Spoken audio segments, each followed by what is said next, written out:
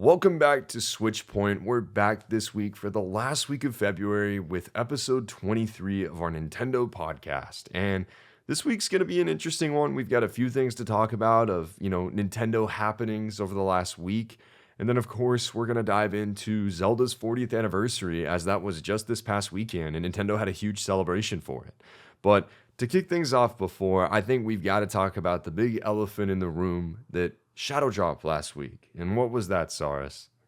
That would be the Xenoblade Chronicles X Nintendo Switch 2 edition. Oh, I'm sorry. Xenoblade Chronicles X Definitive Edition Nintendo Switch 2 edition. Two Thank editions. you. Thank you. Yeah, it's Yes. edition. Yep, yep. We made a full video on this, Pain and myself for Beyond the Conduit. Please go check out that video if you're interested in our detailed thoughts. Albeit that was with a few hours of the game, but I still hold and stand by that. Unfortunately, this is, I would argue, the worst Nintendo Switch 2 edition we've gotten. I know that there are people out there that don't have an issue with this and think that the visuals are fine. I could not disagree more. I think it just does not look good, and it is a huge downgrade in fidelity with the Van Gogh smeariness all over the screen. It's noticeable in 4K. I have a 65-inch OLED. I see it sitting from my couch. I see it on the handheld. There's a weird shimmering effect. They implemented SMAA on here. Digital Foundry commented, echoing that it is probably the worst Switch 2 edition. They had an interesting revelation that they might be using, Monolith might be using an early machine learning upscaling technology that was used, years ago before we really got FSR and DLSS implemented properly into these games. So I do wonder if that's what's going on. But it's weird, man. It just looks weird. And I hate it because, the 60 FPS feels amazing. It's locked. It's great. I think we did encounter a few dips, but it was nothing major. It was really great feeling overall. We've been waiting so long to have 60 FPS Xenoblade, and it's just a shame. It's just a shame that these issues exist. And if you don't find offense to them, that's fine.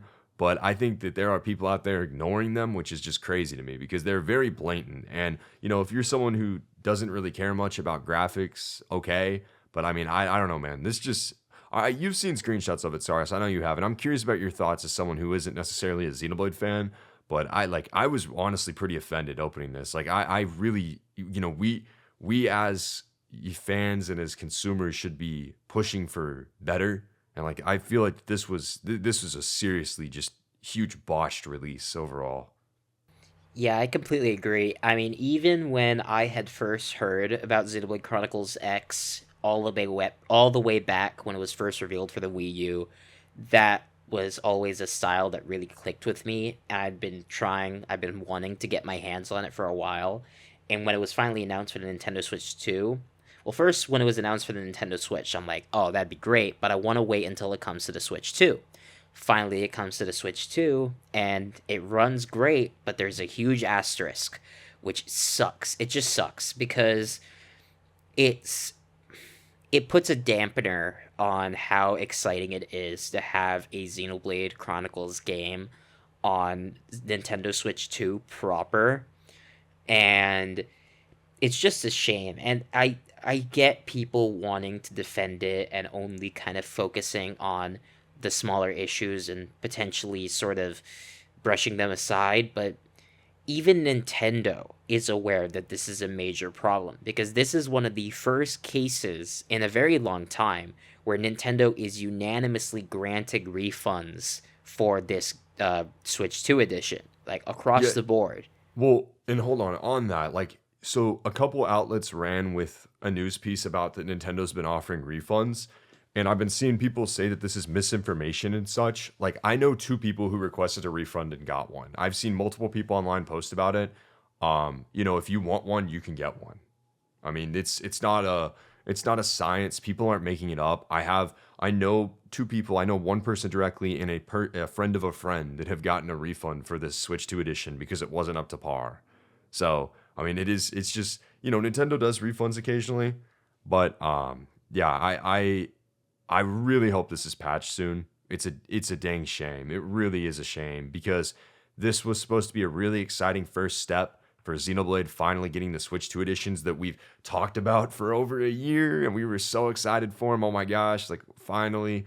And I was thrilled when I saw the tweet, and then I downloaded it and was like, wow, something's wrong. So I hope that this gets addressed. It's really unfortunate. I prefer the visual, the visual fidelity, that sharpness, I would say, that's available in the Switch 1. But of course, you have the frame rate with the Switch 2. There shouldn't be a compromise. We've seen all these other Switch games get upgraded with no issues, and just a easy texture and resolution and frame rate upscale. So I'm hoping that that's what gets done, and this is resolved in the next few weeks. But it's definitely a shame. I will say I really would hope that this gets fixed before the physical release in April. I'd assume that these copies are going into production here in the next few weeks. I would hope that it gets addressed before then so it can ship on the cart. Yeah, agreed. That'd be a huge shame if it didn't. But yeah, I even before we found out about all these issues, I'm curious to see if you agree with this. The Xenoblade Chronicles X Definitive Edition, Nintendo Switch 2 Edition, kind of rubbed me the wrong way even from the outset because compared to a lot of the Nintendo Switch 2 editions, it's pretty limited. Yes, it is at a lower price compared to a lot of those, but we're really just getting visual fidelity upgrades. And compared to even Zelda, which offered quite a bit more, obviously it did offer visual and fidelity upgrades, but it had a little bit more meat to it, as well as the other Nintendo Switch 2 editions. Um, it's kind of a bummer. I can't really say what I would have wanted for this Nintendo Switch 2 edition, but I'm curious to hear your take because we did briefly touch on the how we were kind of bummed that there wasn't more to it. Yeah, I mean, it could have been cool to have a little more to it. I obviously free would have been the best. I still would have been complaining about the quality of it, even if it was free. Yeah. But I do think that this is a case where I'm not upset about the $5. It makes sense based on what Nintendo's done elsewhere. We had Metroid Prime, which had it was just graphics and mouse mode, right? I Yeah. mean, that it's like this is not new. It's pretty in line, I think. I was honestly a little surprised that it was only $5. I imagined it was going to be 10 if they I charged thought for so it. too. So I think that this is perfectly in line with Nintendo's strategy for the last year. It really wasn't surprising for me. It seems that if you're getting new content of substance, they're going to charge $20. Zelda was a case, I think, of they felt that the Zelda notes thing was substantial. Even if it wasn't, it's Zelda. They're going to charge $10 for it. And Metroid, kind of same thing, I think. But yeah, I mean, I'm not surprised about the price. Honestly don't really have a problem with it. Do I wish it was free? Sure. But like Nintendo, besides, sure, we've gotten some free updates here and there. Don't get me wrong. And absolutely. But they wanted to have a boxed physical release, Nintendo Switch 2 edition for this. The Nintendo Switch 2 edition is not going to be a free upgrade. So, Yeah, no, I agree. I think it's the only close comparison when it comes to price is Animal Crossing New Horizons Switch 2 edition, which did mm-hmm. offer a little bit more at the same price. But again, it's a case of I couldn't even tell you what I would have wanted from it. Like I don't really know what there is to add beyond I don't know, maybe some controller options, but that would just feel like shoving in a gimmick that didn't need to be there. Um, but yeah, I really hope they fix this. We know they're aware of it at least. Um, so hopefully they're able to address it sooner rather than later because it's the the novelty and you know it's great to have this be playable on the Switch too, but it's not as great if it doesn't work properly.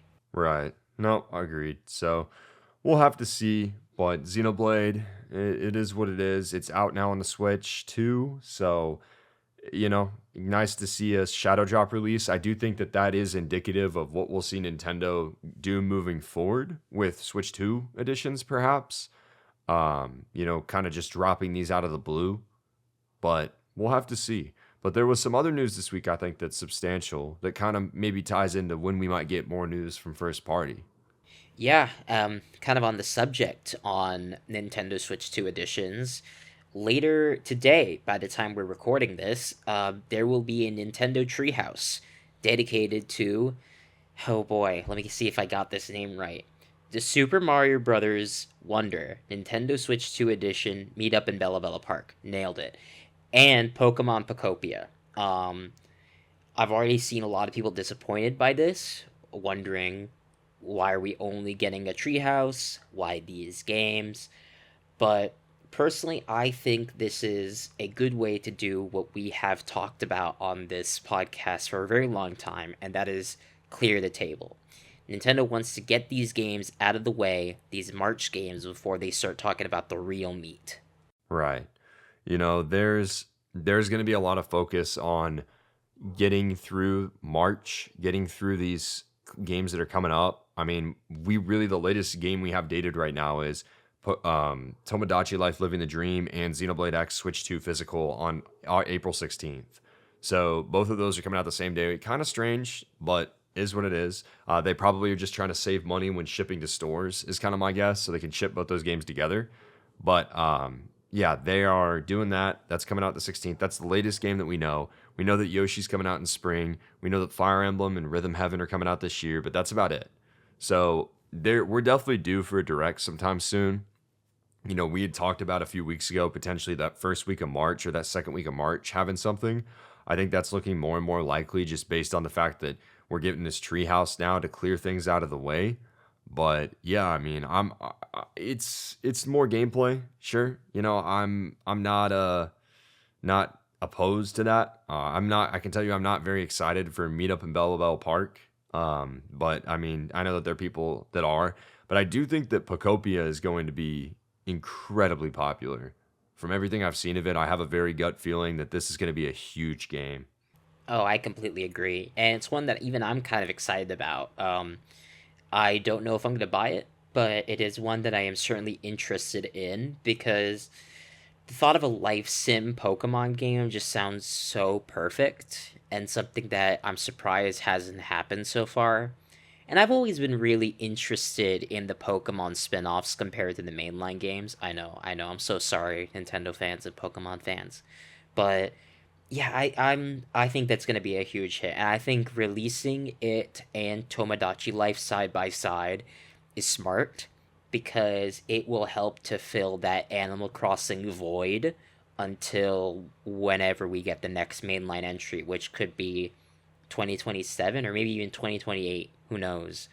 But yeah, I in terms of the treehouse, I'm not really looking forward to it. I really don't feel like you know, I would want to watch it. And this is coming from someone who used to love watching treehouses.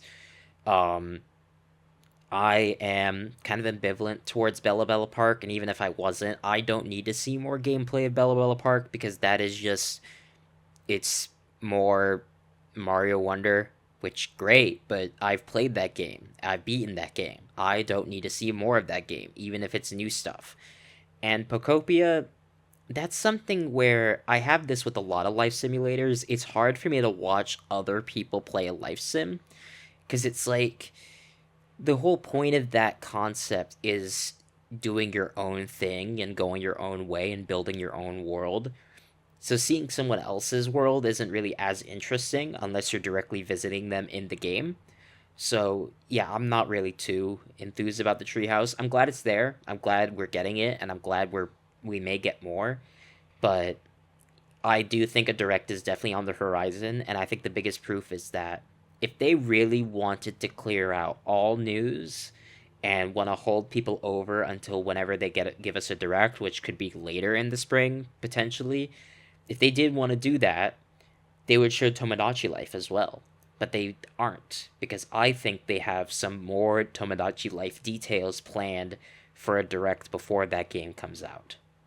Agreed. I mean, I think that it's very telling that Tomodachi Life isn't there. Um, they could have even used this opportunity to highlight the Xenoblade X Switch 2 edition, which would have been so interesting. Oh, that would have been Um, funny. but they didn't, and they're only focusing on these games in March as if they're like, okay, we're not going to have, deep dives or big trailers for these anymore. We're just trying to get this out now so we can focus on the stuff that's coming out soon afterwards. So I do think that it kind of does feel like they're clearing the plate a little bit. Yeah, it's gonna be interesting. Maybe we'll get a direct in March. I mean, I feel like we kind of have to. We don't really Oh, for know. sure. Nintendo could easily go online and just say, "Hey, Yoshi's in May, and Fire Emblem or Splatoon's in June, and we don't get anything till June." They could do that, and then we get like a Switch 2 edition shadow dropped in May. It could easily happen, but I just have a hard time believing that that's going to be the case with how many third-party games are supposed to come to the Switch 2. We don't really have anything. We got some stuff dated from the partner direct, but I feel like that there's got to be way more that are just kind of waiting to be shown off. So I'd wager at this point. I feel pretty confident that we'll be getting a direct in the next few weeks. Yeah, I completely agree. I still stand by second week of March. And in terms of third party, yeah, for sure, because there were a few third party games that were noticeably absent from the recent partner showcase, namely Elden Ring and Duskbloods, because those are big games that they want to save for a proper reveal and show off more of at the upcoming proper direct. Um, and we can definitely at a later point talk about our theories and predictions, updated theories and predictions for that, but it just makes sense. I don't see them shadow dropping stuff about Fire Emblem because that is a big game, right? That is arguably, no, not arguably, it is a bigger game than Tomodachi Life. Um, that has a lot, like Fire Emblem has a very dedicated fan base. And to just shadow drop that is definitely a wasted opportunity and doesn't go with what they've been doing in the past. They are more likely to have a proper reveal for that during a direct halfway through where they spend 5, maybe 10 minutes talking about it. Whereas with Tomodachi Life, that's months away. They could easily get away with doing a dedicated direct for that. So we're really in that when not if stage. But obviously as we as Nintendo fans can commiserate that the worst part of this hype cycle is waiting, because all we can do now is wait until Nintendo gives us that precious post on their social media saying Nintendo Direct in 2 days. Yeah, no, agreed. So we'll see how things shake out there. But yeah, I mean, besides that, this week is a big week for, Nintendo Switch 2 owners, mainly because we have the Pokemon 30th anniversary, Pokemon Presents. I want to go back because I think you said that the mainline games wouldn't be coming till next year. Is that right? No, I didn't. Okay, I misheard then. But yeah, no, the mainline games are 100% coming in November. Gen 10 is debuting in November. It's happening. Yep. So I'm interested to see what that looks like. I personally am not very interested in Pokemon, but I do obviously know if I had to wager anything, I would wager that Pokemon Gen 10 is going to sell more Switch 2s than Pokemon ever sold for Switch. Oh, absolutely. I mean, just the novelty of it being Gen 10 is huge because that is, 10 is a very magic number when it comes to gaming and these sorts of things. When you start counting, the most important ones are when you get to Gen 5 and when you get to Gen 10, and Gen 10's the big one. So I can absolutely see them going above and beyond with this one. I really hope they do because I'm someone who has wanted to enjoy and get into a Pokemon game for a very long time, but there was never a spark for me. The last time I really like desperately thought, "Oh, I need to buy this Pokemon game" was Legends, Arceus specifically. And that's it, right? I wanted to get Diamond and Pearl as a kid, specifically Pearl, but I never did. Um so I want this to be the one that I really just that grabs me because of its gameplay, the region, the Pokemon designs, the starters. This they have to get this right. And I'm hopeful. I guess I'm cautiously optimistic that they'll get this right because I think Game Freak and the Pokemon Company knows how important this milestone is.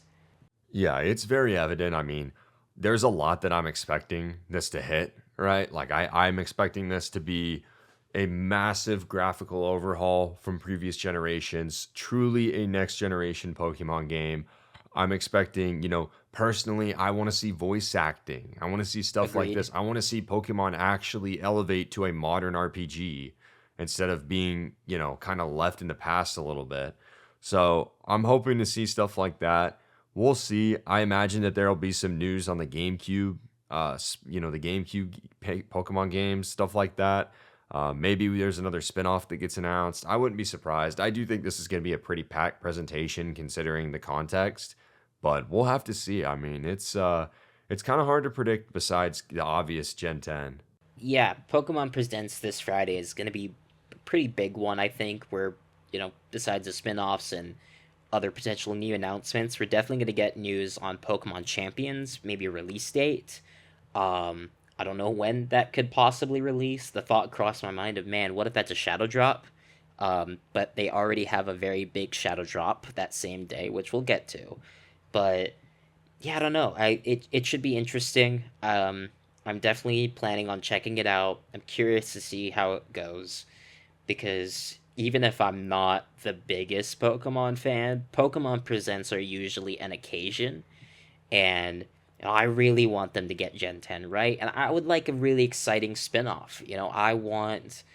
I've been wanting them to go back to that stadium style for a very long time. The last proper stadium game we got, I believe, was Pokemon Battle Revolution on the Wii. I don't think we've gotten anything since then.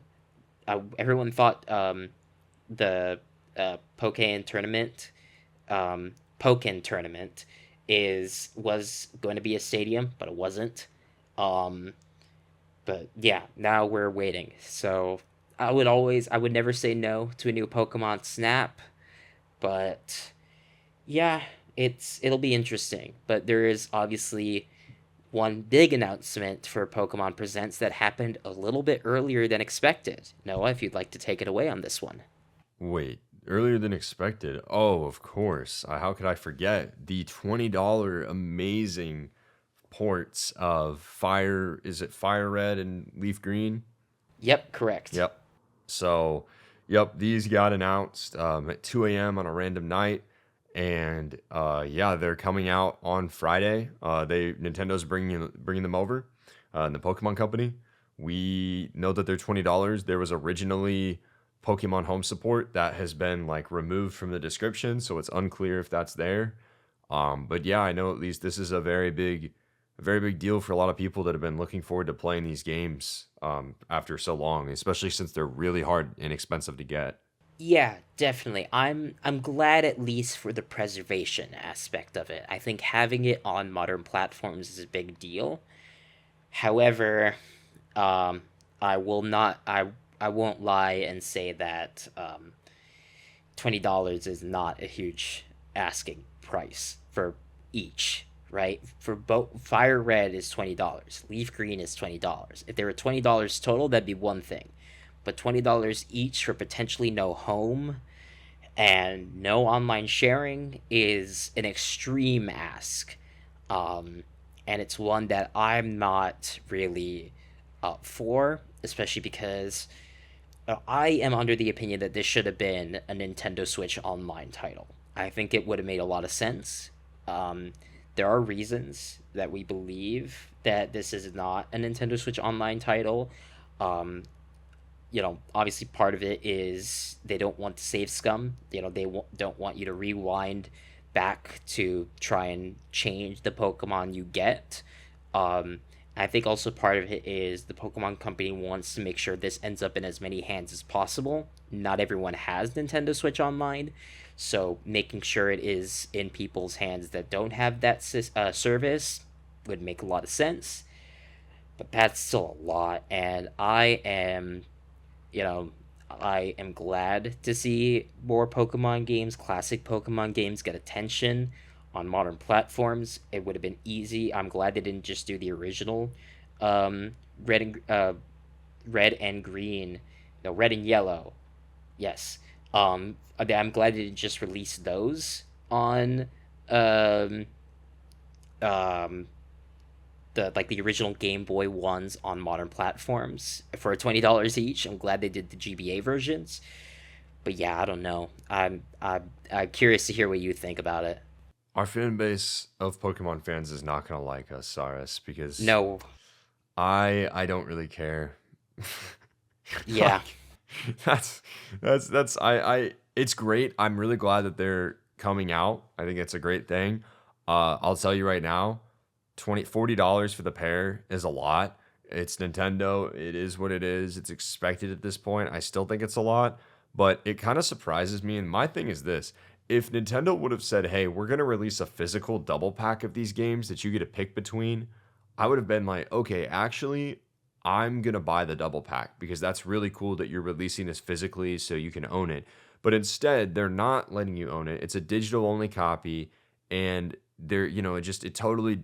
I feel like actually being able to pick up a physical copy would have been so cool, and I would have been really excited about it. Even if it was $40 for the double pack, I would have probably bought it because I think that's really cool that they would have brought those games back. But unfortunately, like we still have these like $200 plus copies of Fire Red, etc. And it's like, man, I wish that we had physicals. I know that's one thing, but in all honesty, I'm just not that interested. I've played Fire Red before. I'm not all that interested in going back and playing these games. There's so much. Like, I feel like I'm barely surviving the first 2 months of the year. There's so much to play right now. I don't really have a desire to go back and play Pokemon, especially like the first couple games, right? But I am really happy that this did come out. I think it's a really good and important thing, regardless of it being digital, which I think is dumb. It's not a limited release. It's going to be available. And Pokemon fans can get this for years to come, and it's going to be on the eShop for good. I think that's a really good thing, and I'm glad to see it. But yeah, I definitely am kind of like, I'm not too excited about it. This isn't something that's going to make me open up my wallet. yeah, agreed. I mean, if it was the later Pokemon games or a bundle including all the GBA releases, that'd be one thing. But I'm so tired of the first generation. I think we've gotten that over and over and over again, and I'm sick of it. This is now our God, I don't even know, fourth iteration of the first generation because we've gotten the original releases back in the day, Fire and Leaf Green, the Let's Go Pikachu and Let's Go Eevee games. So, and now this, right? It's where I'm over it. I don't need to see these games again. I think there's far more you can do with the later generations. And yeah, I agree. There is a quote unquote physical releasing in Japan, a big collector's edition, but that also comes with a download code, which is even more of a cop out. Um, so yeah, it's a huge asterisk, and it's one of those things for me where I would like to be excited for it. I would like to be able to say, "Oh my gosh, getting to play these original Pokemon games again is great, and having them on modern platforms is great without having to pay a fortune for it."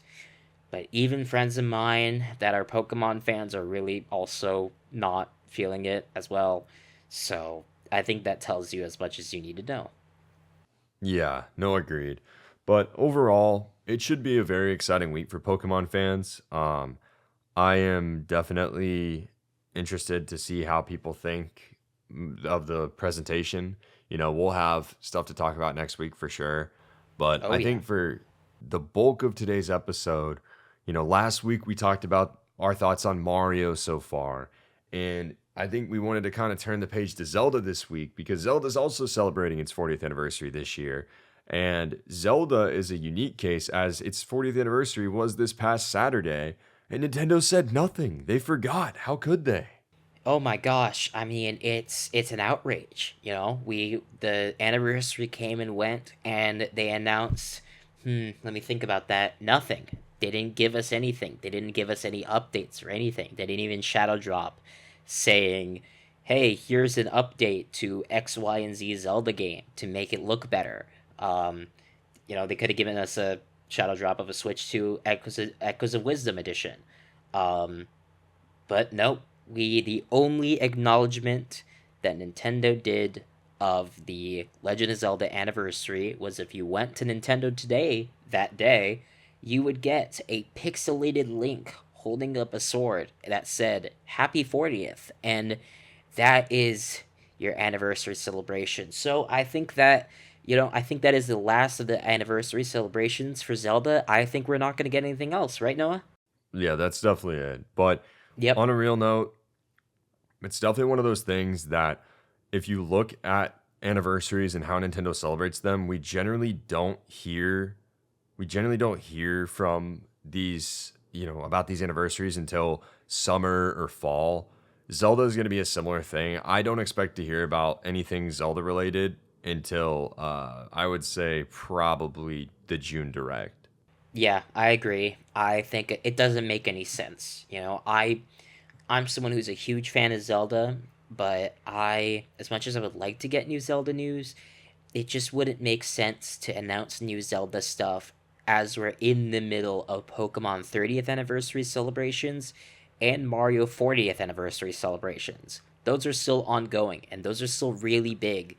And to put Zelda on top of that doesn't make any sense.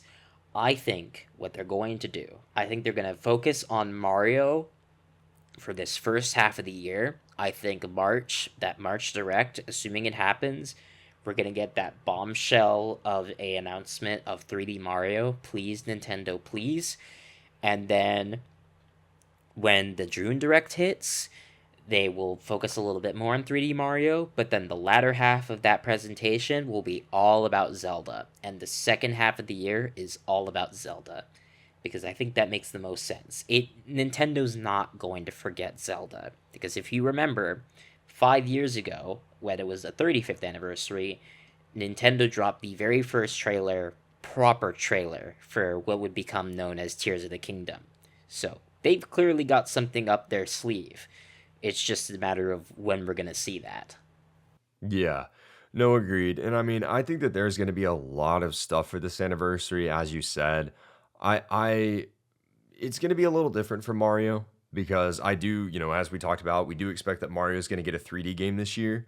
That's a major announcement for a game. I don't expect to see Zelda get like 5 or 4 games like Mario's gotten, but I do think that Zelda's going to get some substantial stuff. And obviously, Zelda has a movie coming out too. So I Yes. think, Saris, do you want to kick us off? Kind of like what are you? Let's start with one thing and then we'll go from there. Like, what's one thing that you're hoping to see from the Zelda anniversary this year? Well, I'll start with the easy one, the one that's pretty much guaranteed, and that is the first trailer for the upcoming Legend of Zelda film. I would like to see that hopefully in either summer or fall. It would be about a year away from release at that point. The film is deep in, it's currently in production. They're currently filming, and we got our first look in terms of a picture of Link and Zelda on set, and it looks great. We've talked about that before, but I really want to see that first trailer. I want to get a proper cast announcement for that. I want it to get the same treatment that Nintendo did with the Mario movie way back in the day, where we get a full either direct onto itself or a part of a direct where they just fully reveal the full cast for this film, and then we get the trailer. Yeah, I do think we'll get something similar to how the Mario movie direct was, at least like the first one, where they kind of went through all of the different cast members and talked about them. I wouldn't even be surprised if we get like it's a little different with the live action film. I wouldn't be surprised if we get one of those like, 2 minute like interview type things with the cast where it leads into the trailer, um, having them talk and stuff. I do think that this is going to be one of the biggest focuses of this anniversary, though. I mean, Zelda's getting a live action movie. It's coming out next March. By September, we're going to probably get that first teaser trailer. And, by the end of the year, we'll have that first main trailer, probably October, November, and it's going to be everywhere. I mean, this movie's going to be ginormous. So that Nintendo knows what it's doing. I would imagine, though, that, we're, I bet you peel back the curtain on Ganon's casting and stuff like that, and just more of the castings and more of the people that are going to be in this film in June. And I bet that maybe we get a little clip, but I think we get the big teaser in the fall. Yeah, agree. And I would almost wonder maybe we get casting announcements sooner than we expect. Because as you mentioned, there are a lot of differences with a live action film compared to a animated film. And as we learned with this one, it is really hard to hide secrets on a live action set. Nintendo can try all they might, but eventually someone somewhere is going to catch a picture of someone that is not confirmed to be in the film yet, um, to like in costume. So I think Nintendo knows this and they're probably aware of that and want to make sure that, you know, we get news sooner so they don't have to worry about constantly checking, oh god, is there a picture of the person who is playing Impa on set or the person who is playing Ganondorf on set and an early reveal of that before we're supposed to get it. But as for when we get that news, who knows? I just feel like we're gonna start getting that rollout of Zelda news pretty soon, and I think the best time to do that is summer for the film, specifically the film. Agreed. I mean, you've got to start peeling things back and start showing things off here soon. So I do think that we're getting really close to the blowout for that. And I'm really excited. I'm very excited to kind of see how the Zelda movie is. We have a whole discussion on that. Go check it out if you're interested. But I am very curious to see kind of how that movie ends up turning out because I do think it's going to be good considering the involvement from Nintendo's side and, quality control. But I definitely have some questions on how it's going to be and how it's going to be structured. Yeah, for sure. I'm also again very cautiously optimistic about it. I think everything I have seen from the film, the set photos, the cast, our first look at Link and Zelda, and the creative team behind it has me optimistic. I'm happy about that. But as someone who is more interested in the film side of things, Sony has been on a really bad track record lately, especially when it comes to live action films. I am haunted by the Spider Man villain films, which were not good. And considering the producer is shared on that, and Avi Arad is working on this as well, I'm a little bit nervous, but I think that first trailer is really going to hit. It's really going to feel perfect because Nintendo is very good at marketing, especially when it comes to these kind of films, and they understand how to market these films. We're not gonna get a licensed song. We're not gonna get "Holding Out for a Hero" by Bonnie Tyler in the first trailer.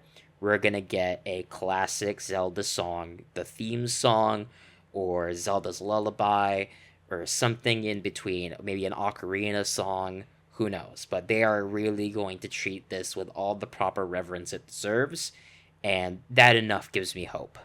Me too. I agree. It's definitely a different vibe from Mario, but like it is Mario's vibe, as silly as it is sometimes, like with the Illumination films, makes sense for the context of it. Zelda definitely is Yes. going to be a little more grounded. I think what I'm most curious about is the Zelda movie, and I imagine that it's going to be like your PG style film, but it's like I don't know. Like Nintendo's not gonna make it PG-13. There's zero No. chance. There's zero chance. But I am curious, like what extent it's going to be PG. Like, is it going to be very, like Mario movie type PG, or is it going to be just very grounded, but not very violent PG? That's kind of what I'm hoping for. Yeah, I could see it being somewhere Lord of the Rings adjacent. Obviously, not as violent as Lord of the Rings can be, but I think the fact I that Link I is hope it's mostly. Lord of the Rings adjacent. My God. Yeah, I mean, that'd be great. That's the dream come true. But yeah, I think, that kind of style and the fact that Link is mostly going to be taking on CG and hopefully practical monsters will help to keep it to that PG section. I think it's. I'm not 100% familiar of how films are rated, but I believe, if memory serves, Link fighting, a person, a human fighting monsters that are, unrealistic versus fighting a human is, way easier to rate lower for younger audiences. um, I just really want to see how they handle bringing these characters and races to life.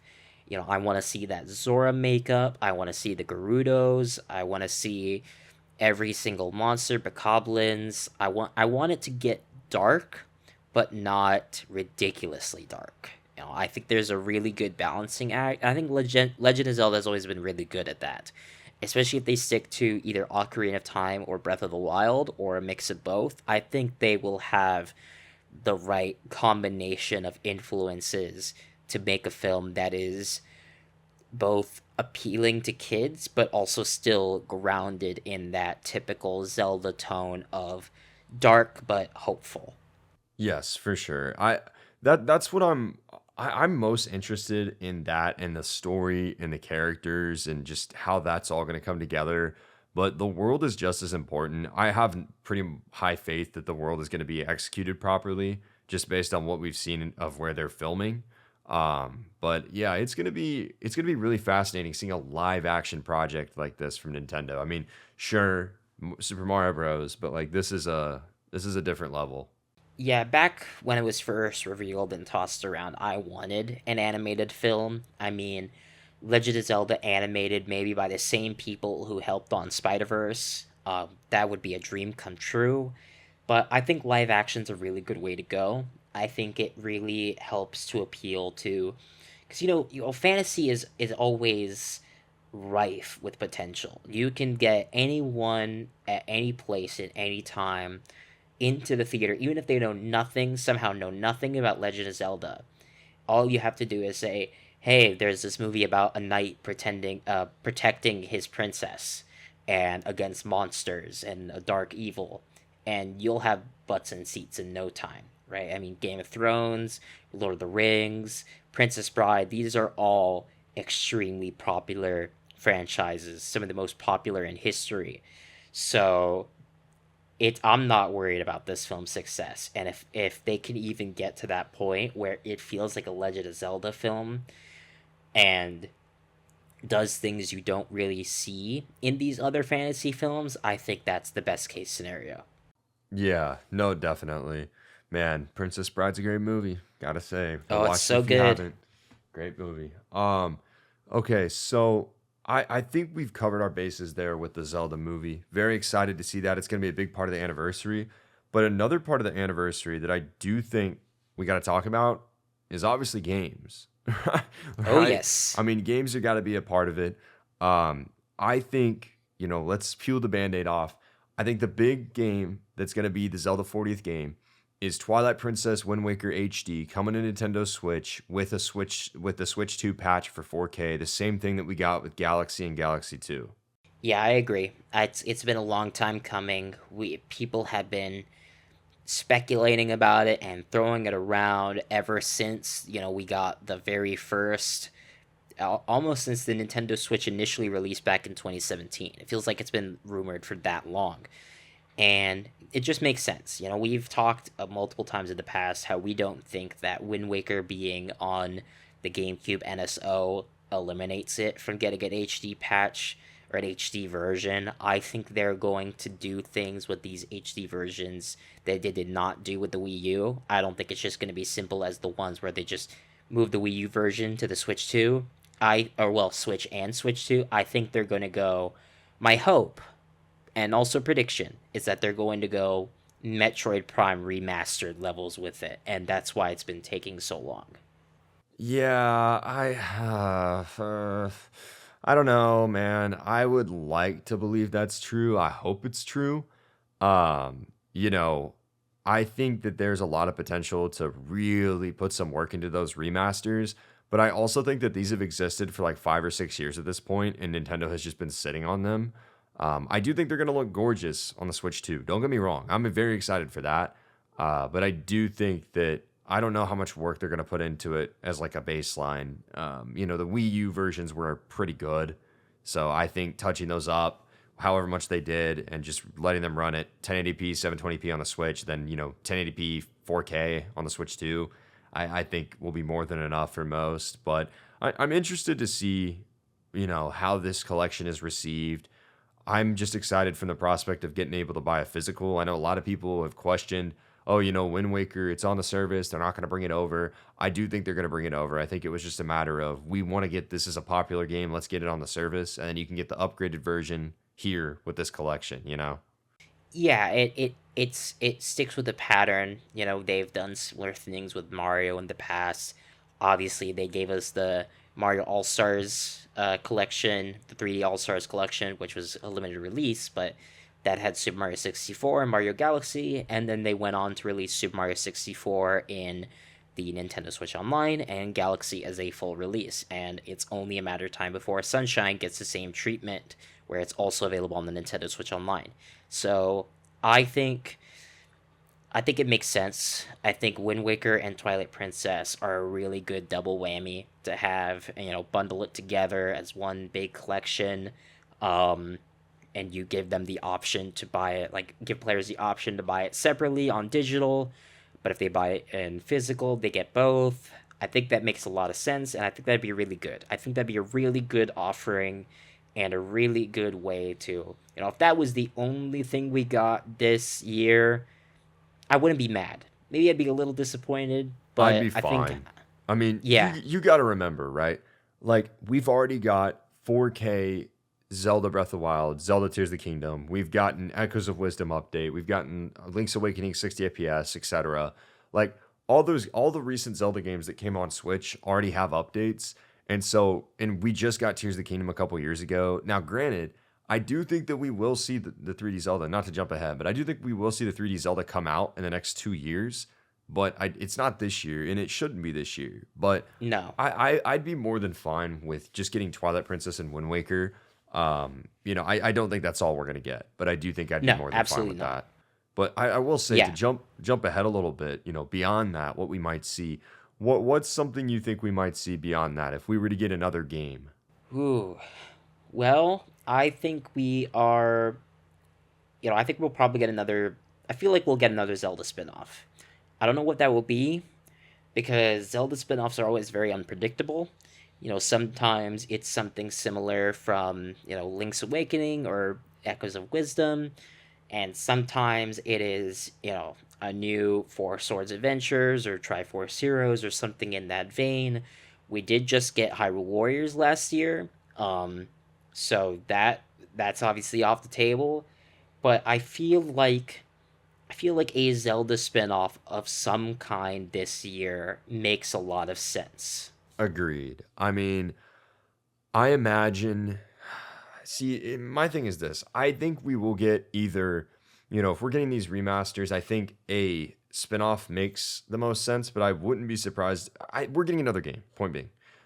If we were to get a spinoff, I do think something along the lines of this was a rumor a while ago. Maybe we see something like Four Swords return. I mean, I don't know. I mean, there's so much potential, and part of me thinks even beyond a spinoff, I just really wouldn't be surprised to see Nintendo dive into the 3DS library and pull a game back out and like remaster it or remake it for the Switch. Like the one that comes to mind for me is A Link Between Worlds. Like that game needs to be on modern platforms, and I could totally see that being kind of a smaller bite-sized release that gets like a Nintendo Switch 2 exclusive remake or something, and it's in 4K, and that kind of is a draw for the console because Twilight Princess and Wind Waker HD will be kind of on both. I don't know. I mean, I do think that we're going to get some kind of Switch 2 exclusive Zelda though this year. Yeah, I agree, and I think a Link Between Worlds remake would be so good. I would be so happy with that. I love Link Between Worlds. That's easily one of my favorite Zelda games, period. And I think bringing that to modern platforms just feels like a no-brainer. I would also want. This is a far-fetched one. I think I mentioned it once or twice before, but I would like a some kind of remake question, like asterisk, of Ocarina of Time. Obviously, we have that game on the NSO service, but I think bringing that game back, maybe a variation of the 3DS version, and of course, upscaling that and doing a lot more with the visuals for that, like a full release, I think would be really cool because I think we have to consider we have to once again consider the film because they want some form of brand synergy with the film, and we don't really know what the film will be pulling from.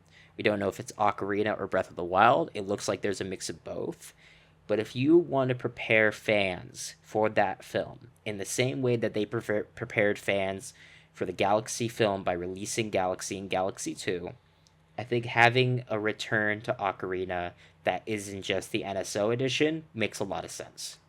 Yeah, I mean, that's it's just so challenging to think about, right? Because that's like one of Nintendo's most legendary games ever. It's one of the highest rated games of all time. Any bringing back of Ocarina of Time would be an incredible effort. I feel like it would take incredible effort.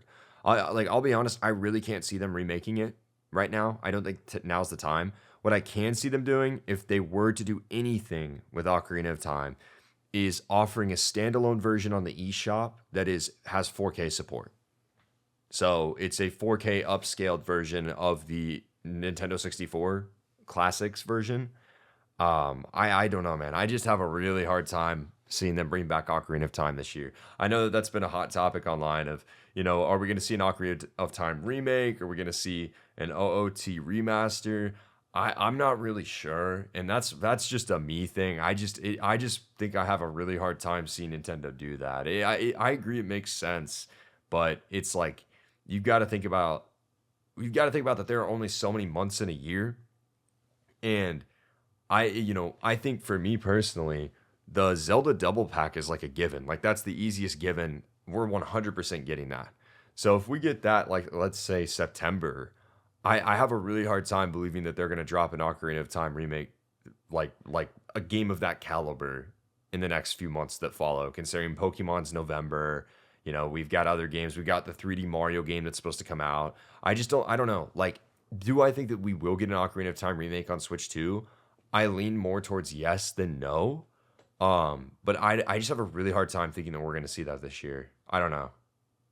Yeah, it's tricky, right? I think it makes a lot of sense to have, because if we really boil down to what we think this anniversary is really going to focus on, and if we compare it a little bit to the Mario anniversary, what did the Mario anniversary give us? We got the film, we got remasters, got two spin-offs, and we're about to get one big game, potentially. So here, we're about to get a spin-off. Well, no, we will probably get a remaster. We will hopefully get a spin-off. We're gonna get the film. So that just leaves a bombshell.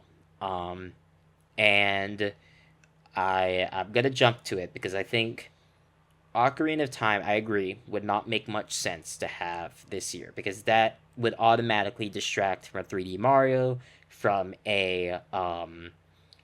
from the Pokemon 10th generation. I think that's too much. They need to wait for that a little bit longer. However, I do think we will get our first early look at the future of 3D Zelda. I think we will get our first teaser similar to how we got the first teaser for Breath of the Wild back in 2014 and our first teaser for Tears of the Kingdom back in 2019.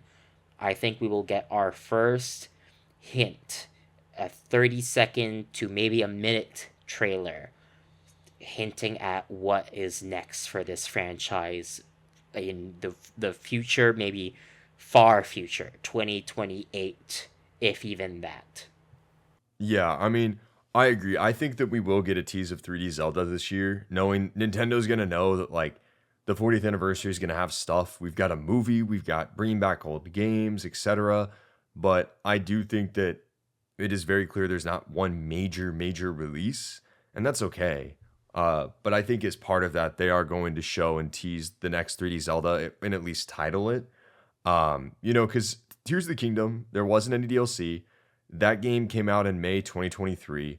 Zelda, besides Tears of the Kingdom, has generally been on, a pretty consistent dev cycle.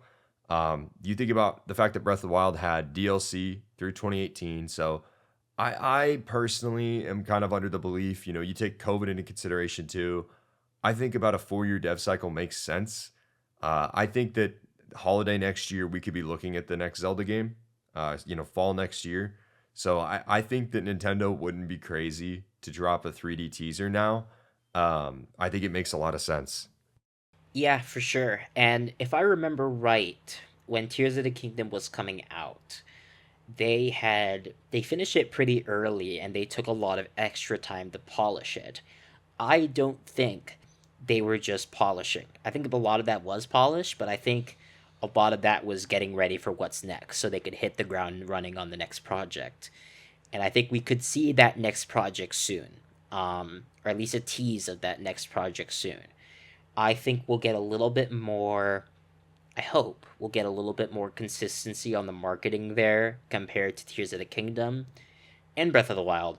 Breath of the Wild and Tears of the Kingdom were very much that automatic one more thing at the end of every Nintendo Direct, because they would hold off on that, right? We would get news on that those both of those games once in a blue moon.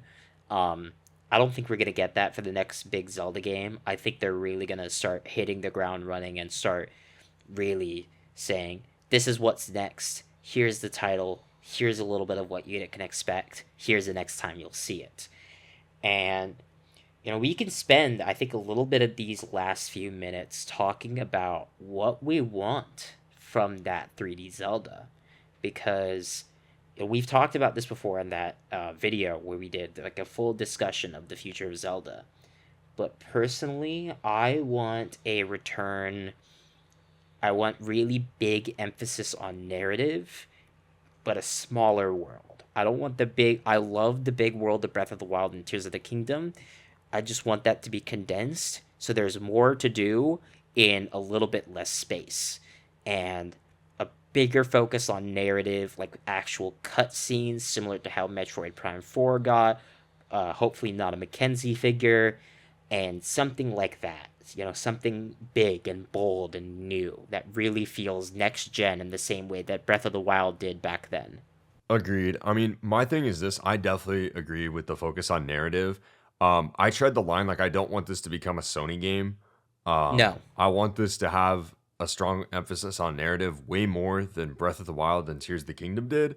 But my big thing is I want them to really go back and bring back dungeons and really flesh those out and have a new spin on them.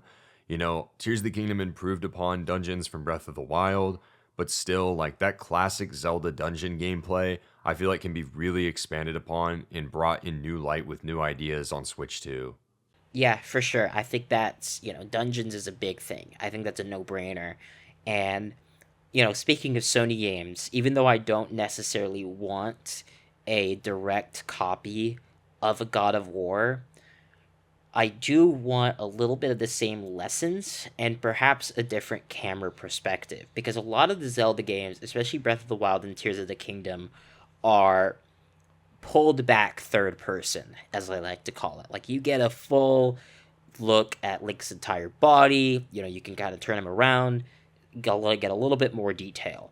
Um, I want it to be a bit closer. I want to get a little bit closer to Link. I don't want him to talk, but I really want them to continue what they did with Breath of the Wild and Tears of the Kingdom and make Link feel like a character rather than an avatar.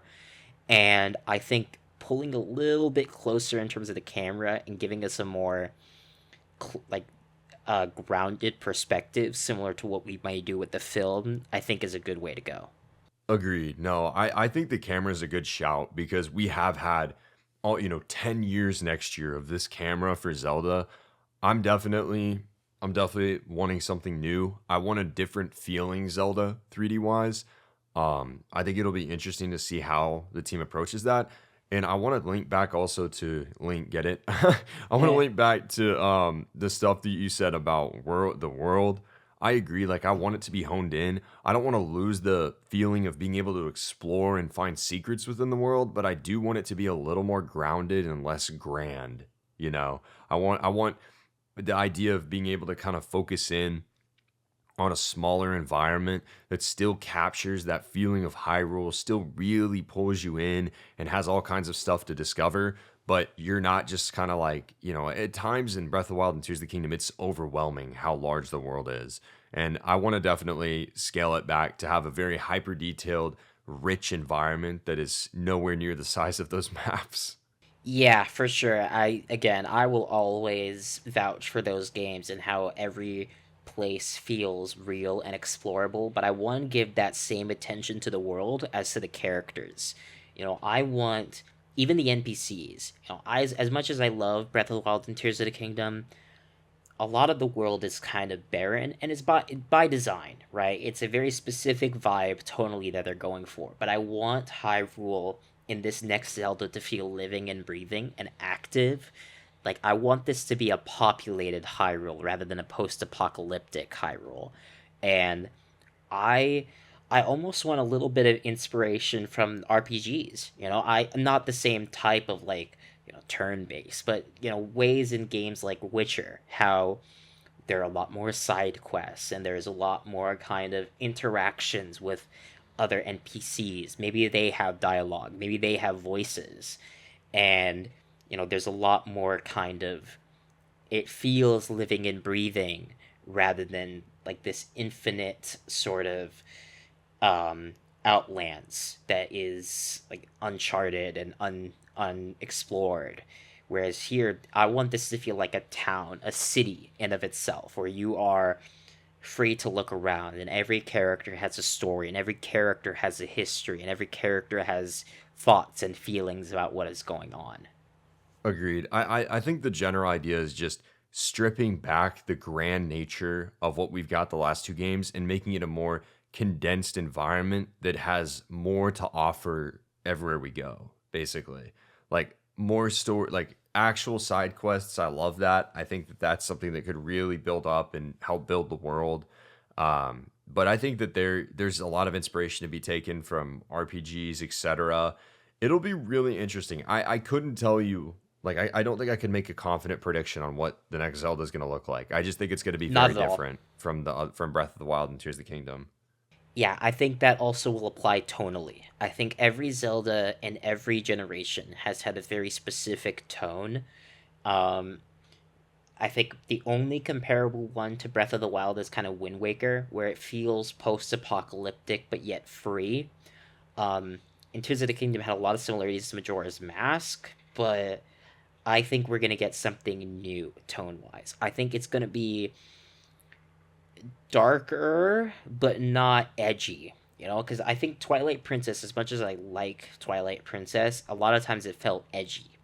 But I think this will be closer to there's a series going on that's a spin-off of Game of Thrones called Night of the Seven Kingdoms. It's really good. And something like that, where it's like that sort of Lord of the Rings style almost, where it's grounded, it feels darker, but it's also more lively, right? Where every element, every detail of the world it has history.